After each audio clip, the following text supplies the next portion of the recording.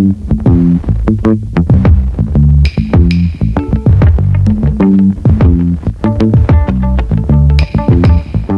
بكم في فيديو جديد على قناه سامبل مونتاج. الفيديو ده هيكون بسيط، هيكون سريع جدا، وكمان هيكون بس دردشه كده بيني وبينكم عن ايه هي افضل البرامج اللي محتاجها اي مونتير. وبالذات انا مش بتكلم المونتير اللي شغال في اي شركه، انا بتكلم على المونتير اللي هو بيشتغل على اليوتيوب، اللي هو بيمنتج فيديوهاته على اليوتيوب.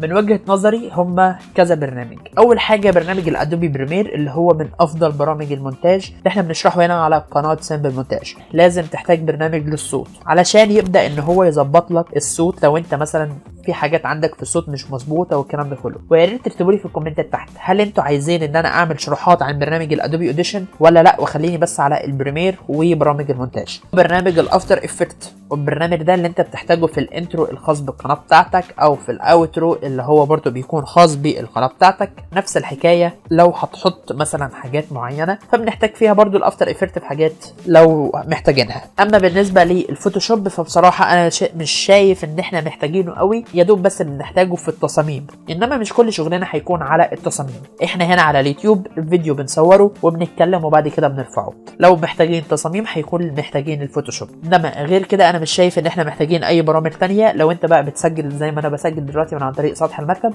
فاكيد هتحتاج مثلا برنامج زي كامتيزيا ستوديو او الايس كريم او اي حاجه من الحاجات دي كلها. وبكده يكون انتهى شرح الفيديو ده.